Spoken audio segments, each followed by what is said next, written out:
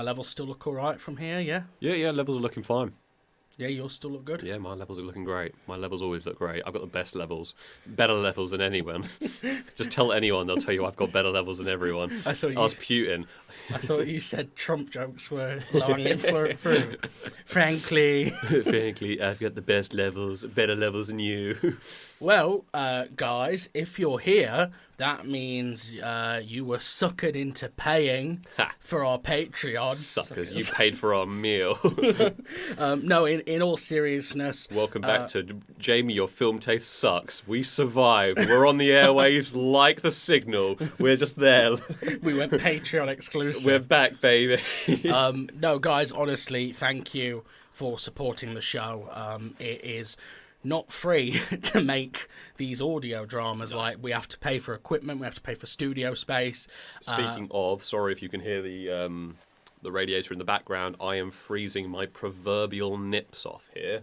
And in typical diametric Jamie and Ben fashion, Jamie is... I'm naked. He's basically stripping down because he's too hot, and I am in 4 layers because I am fucking cold. I have considerably more inbuilt insulation than you do, to be fair. Yeah. Anyway, so this is Behind the Haunting, Not Jamie, your film taste sucks. which is our Patreon exclusive series. Only you sweet fans who paid for the show get to hear this.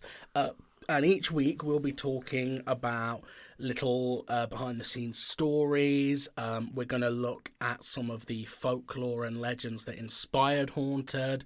So we'll be looking at some creepy shit and seeing what we think about said creepy shit, weighing in on whether we believe it or not. Will we be like Abigail and believe everything we read, or will we be like James and be more skeptical? Who could possibly say? Who could say?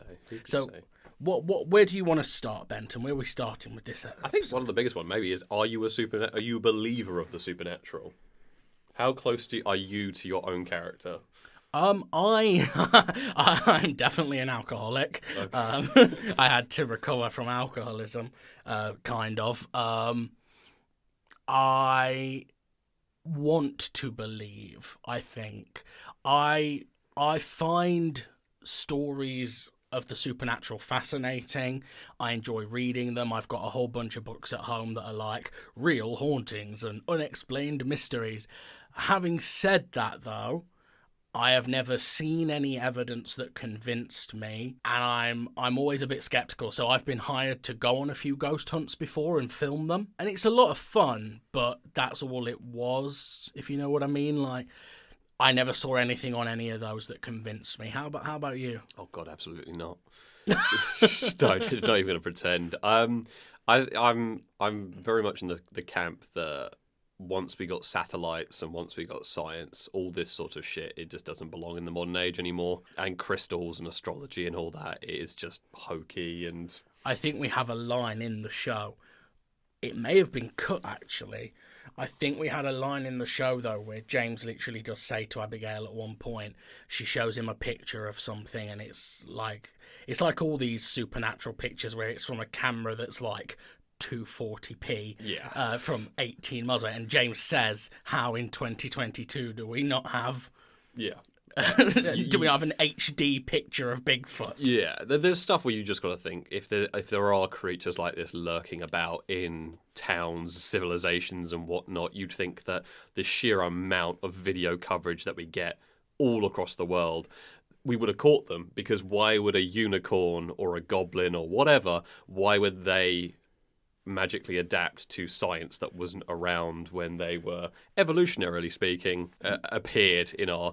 But there's no tangible evidence that supports anything. But it's fun to write about. It's fun to believe, and it's fun to blend it. I love sort of cosmic horror, Lovecraftian horror, and all sorts of stuff like that. But you got to look at it, and just as long as you're looking at it from from an entertainment point of view. Exactly. I'm not going to start basing my life off what a fucking medium says or anything like that. And definitely not going to start putting crystals up my arse to cure shingles or whatever. So, no, it's brilliant. I think horror is such a visceral genre, and that's part of the fun of it, isn't it? But there's a point where you draw the line and say, yeah, no, this is storytelling at the end of the day. I think, yeah, I'm like 90% don't believe in it, I think. There is always the odd bit where you're like, but how can so many people have seen this stuff? And there is still stuff like there's not so much on land, but like under the sea, for example, they're still discovering like new species all the time. I absolutely account for the fact that in the deepest depths of the cosmos and in our own seas, we've explored, so I say with satellites, we still see so much of the world, but there's so much that we haven't seen. Is there going to be things that defy our current understanding of biology, chemistry, and for instance, just one thing that a mantis shrimp can see 12 primary colours when we can only see 3. So surely there's going to be creatures, things out there that perhaps the things that they do exist on things that our human brains can't quite comprehend. Like the way that dogs can hear in certain pitches. But when you look at that, you can still break it down scientifically. They're not riding around in the ethereal realm or whatever. There's still there's just no room for it in the modern world, I say. But how about aliens? I definitely believe in aliens. I think definitely on some planet in the middle of nowhere, there's going to be, next to a steam vent, there's going to be single-cell organisms. There's going to be, in the infinite cosmos, there's going to be some single-cell organism somewhere. There has to be. That's just probability. Is there going to be little green men flying around? I think this is a line that I wrote in episode 6, I think, which was where James says a line that was, in the depths of the cosmos, do I believe that there is some kind of life out there? Yes. Do I think it's little green men probing the anus? Absolutely not. Yeah. And I think you changed it a little bit, but you'll see that in episode 6. Did I change it to abducting hillbillies or something like that? Something like that. No, it was little green men with an obsession of the anal cavity or something. Yeah, something like that. Which was don't kink shame the aliens. You know what? They can do them, but no, I agree. That is exactly that is one line that is definitely true to me. That is exactly how I feel about aliens. Probability says there probably are aliens somewhere in the universe. I don't believe that they are obsessed with visiting Earth, abducting hillbillies, and why would they all land in America? I'm sorry, but Well, Rendlesham Forest, my friend. 70% of the planet is like water, so you'd think that if aliens were crashing here, well, probability once again states that most of them should be in water. Yeah. I mean, do you not know about our Lord and Saviour Xenu in the Antarctic? My apologies, I completely forgot about Xenu. Oh, God, now the Scientologists are after us. Excellent. Fantastic. Let's just try and piss off everyone possible at the moment. Yeah, I think to be fair, obviously we can't say much because the audience have only heard one episode. Two, because we released episode 1 and 2 together. Yes, and this will come out at the same time. I think we've done a fairly good job of not antagonising anyone really in the show, except for flat earthers. Yeah. Well, though, Conspiracy Colin, I think he sort of pokes.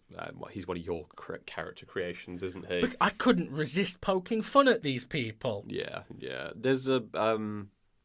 I think if I was gonna, I don't know about you, but if I was gonna be in a show about antagonising people, about being incendiary, it would be everyone. It'd be more closer to South Park or Always Sunny, where they lampoon everyone rather than just being like, don't we all hate this, right, guys? Don't you think this is stupid? And rather just go for just shit on everyone. Yeah, it's kind of either shit on no one or just have a few little snide jabs ever so often. Because you have a snide character, they can be snide about things, and the show doesn't necessarily have to support the message of the character. Yeah. Like, for instance, Darth Vader wants to rule the galaxy. That doesn't mean that Star Wars is imperialist propaganda. I mean, George Lucas looks like he might have ambitions for galactic domination. Yeah, but then also he made Jar Jar Binks. But that's the thing, is that a show can say a character can say something without the show saying something. So even if we do have characters that are saying things that could be interpreted as antagonistic, it does not mean that the show itself supports them. No, I don't think anything is in it that is intended to be inflammatory. no, we did a fairly good job of not doing that, except for the flat earthers, like I said. Yeah, but some people do deserve to be shit on. So let's talk a little bit about how the show came to be and things like that. It's actually been a really long gestation period for this show, because I remember exactly when I came up with Haunted. I was at my parents' house. I was home for Christmas in my first year of uni. So 2010, because I am so fucking old. 30 is not old. It feels it when I realise that, next year will be a decade since I left university. Wow. Yeah. I was at uni from 2010 to 2013. Doesn't really matter, does it? So I had this idea for a TV series because I was incredibly naive back then about how much television cost to make. Yeah. And I was like, okay, so we're going to do 5 seasons, 24 episodes a season. And then my friend was like, Jamie, nothing in Britain has 24 episodes a season, except like EastEnders, which just never stops. We'll come back to how Americanized Jamie is as well. Oh, I'm sure it will come up many times. And I met a fellow writer at university and we came up with this show and we narrowed it down to 12 episodes a season. And it didn't really bear any resemblance to the show we've created other than the fact that it was a horror adventure series that was intended to build on existing folklore and things like that. That very quickly went out the window. I remember the pilot I wrote. The pilot I wrote was based on a Japanese ghost story called the Kuchisaka Onna, which is a female spirit whose jealous husband basically turns her into the Joker, like cuts the sides of her mouth, and then she haunts people with a pair of giant scissors and does that to them as well. That was the first pilot for Haunted. I still have it somewhere. Jesus. And then Kev wrote an episode. I'm not throwing shade at Kev here. It was a good script, but Kev bought me this script and I read it and I was like, Kev, this is Resident Evil 4. This is... They go to a village where all the people have been overtaken by parasites, and there's this religious cult leader who's infected them all with the parasites, and there was all these explosions in it. There was a scene where a guy jumps off a rooftop double firing guns, and even back then I was mature enough to know we did not have the budget to do anything like that. Plus tonally... Yeah, it was a big tonal shift. So then the idea kind of got shelved. I've picked it up a few times in the intervening years. In 2017, we actually shot a few test scenes. I wrote a film version. We shot 4 scenes from it to just sort of see what it would look like. But we were never able to raise the funding to take that any further. And then in the year of our Lord 2020... COVID-19 showed up and put us all in lockdown for months at a time. I don't know if you remember, Benton, but in the first lockdown here in Britain, Prime Minister Boris Johnson said you were allowed to go outside for exercise once a day. Now, to be fair, I don't know about you, but I did not see any coppers stopping people being like, and how many times have you been out today? Yeah. But he said once a day. And then, obviously, we know now, looking back, that he wasn't even following his own fucking rules. So. True. But so me being me, I was like, well, if I'm only allowed out once a day for exercise, I want to make that last as long as possible. Because this is we went into lockdown at the end of March 2020. Yeah. So, the weather was getting warm, it was getting nice outside, exactly the time you don't want to be stuck indoors. So I filled my phone with audio dramas, and it wasn't that I'd never listened to audio dramas before, but I'd only listened to a few. I hadn't been that into them, and I would just go out for walks for like 3 or 4 hours listening to audio dramas. I used to listen to the Black Tapes, We're Alive, which I kind of stole the format of our show from We're Alive with the serialized chapters. Big Finish's Doctor Who range, because of course, why wouldn't I? And a whole bunch of other audio dramas, good ones and bad ones. And just one day, walking through the park, like 3 hours into one of these walks, I was sort of daydreaming about doing an audio drama of our own. And I thought, Haunted. We could bring Haunted back and do it in audio form, because the budget needed is like half of what you'd need, probably less than half. And then I messaged you, didn't I? I reached out to you and said, I've got an idea. How do you feel about 32 episodes? Hell, it's been a journey. Do you remember that? Do you remember our initial conversation and what you thought? I genuinely do not remember how Haunted came to be. It's kind of one of those things that's been on my mind for the last 2 years that I don't even remember. It's just, you know, when you've been in a state for so long that you don't remember how you even got there. I do not remember the first time conversation about it. I remember being sent the Bible about it, and I remember penning what became the first finished episode of Haunted, which is 3. Look at this photograph. But I do not recall a conversation where I agreed to help produce it. I just suddenly started producing it, and here we are. Plot twist, I actually drugged you. I mean, I would not. It's just, I mean, I remember Candy Heart, because obviously we met at a hotel to talk about that. We met at a hotel bar. But no, we were there for illicit sex. Oh, well, yeah, of course. But I don't remember. We sitting down talking about Candy Heart. We're talking about all the assets that we had ready for it and everything. Haunted is just one of those things that I don't even remember how I got into this, but here I am. Yeah, I was. Yeah, that's interesting. Plot twist: we've always been here. That's Yeah, why. no. It's one of those things with like a store or something like that. The classic horror tale where it just appears and you don't even remember how it got there. There is no time before Haunted. Yeah, no, it just sort of seemed very all-encompassing in my life. It was around. I can remember roughly when it was. It would have been around June of 2020. Yeah, because it was a couple months after we finished Candy Heart. Yeah, I don't think I'd have got you to agree to anything straight after Candy Heart. No, I was still dead after that. All I remember, because I remember on my birthday you sent feedback for the second part of the photo. But no, I remember on my August time getting a feedback on the second part of what was the photo.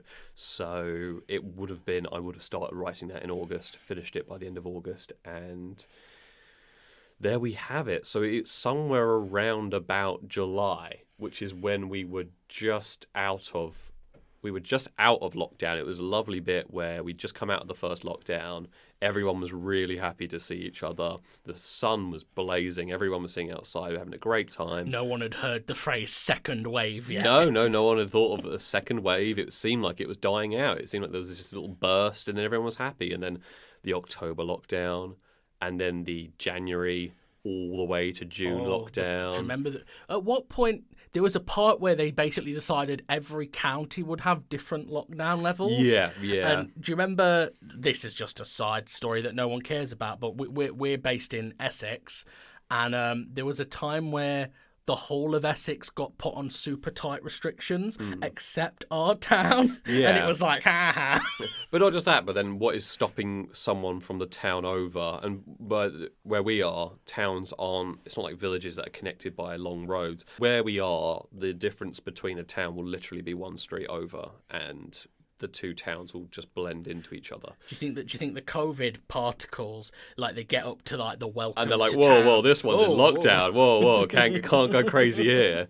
Yeah, it is very, very stupid, obviously. But the reason we're talking about it is that it's so intrinsically linked to the process of Haunted and how we did it and why we did it that it seems silly not talking about it. But I think years from now, you know, not to jinx it, big guy, but years from now, when hopefully we haven't had a pandemic for a few more decades, I think not just our show, but all creative media, it will be a really weird period to look back on. Because, like, you'll look back on something like, let's say, Brooklyn Nine-Nine, for example. you'll look back on that show, and obviously its last season was filmed during COVID, and if you're a young person who wasn't alive during COVID, let's say, you'll be watching it back going, why has this show suddenly only ever got 3 characters on screen at once? Why has it suddenly got bad? Why have people got masks? Why is this happening? Or like the show, did you watch Staged with David Tennant and Michael Sheen? Yeah. How fucking weird is that show going to feel 20 years from now? Yeah.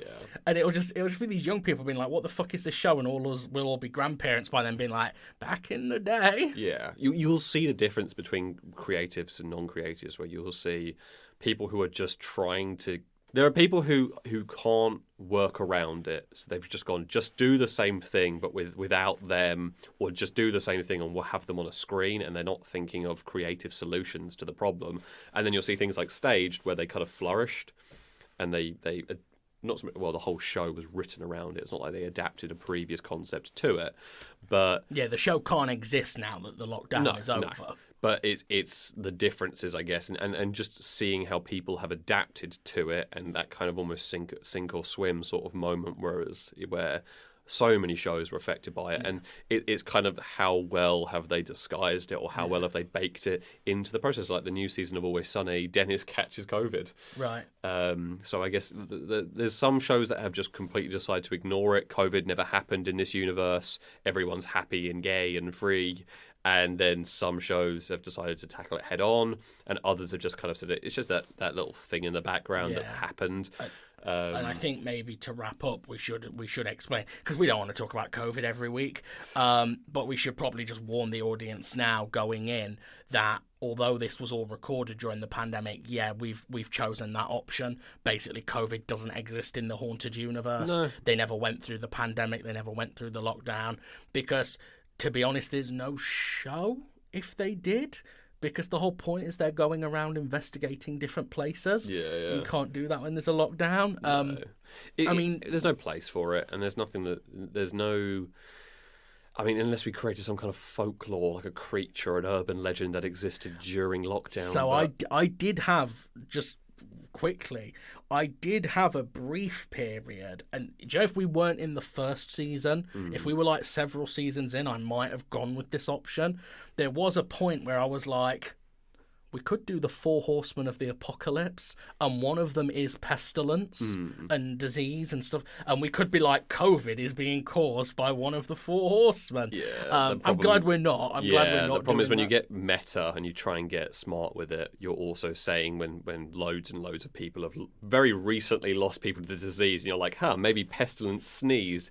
It kind of feels like it's a middle finger to... Well, it's quite a recent tragedy. Yes, it is. Well, I think that probably sums up our origin story, Benton. Yeah. I think the next one we should probably listen to the episode before we talk about it, just so we can... There was actually some amusing talking about the actual episode itself.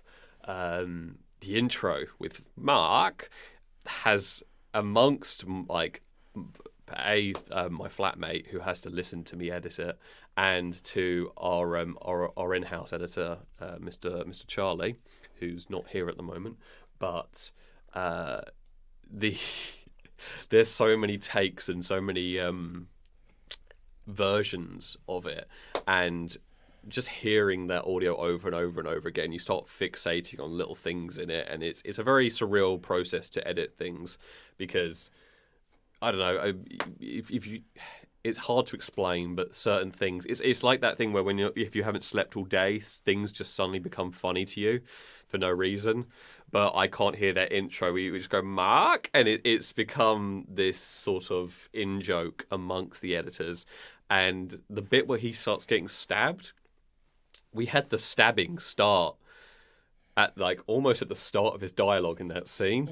So he's just getting stabbed the whole way through it, which obviously we didn't tell the actor. So he's just kind of doing the lines as if he's being tackled or something, and he's still talking. And he's like, what are you doing? Mark, no. But the whole way through there's this stabbing sound effect, and it sounds so weird, but it's one of those just...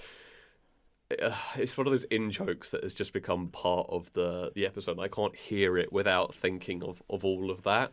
Yeah, I think the the first season is definitely a big learning experience because obviously we've never done audio drama before. So I think there's going to be a lot of, well, I'm hoping people will find charming little elements like that. Yeah. It's something where season 1 will definitely, hopefully, when you look at 5 and you look back at 1, we intend to go to 5. Looking back at 1 and being like, wow, just listen to how far we've come. But I think 1 will still have a certain charm to it because of just it is a community coming together. It's a community of basically every drama group and film collective in the area has sort of banded together to help us out in so many different ways. Because, I think we believe in the project, and hopefully others believe in the project, and hopefully it shows. Wonderful. Well, I think that's probably it for this week. Thank you again for listening to Behind the Haunting.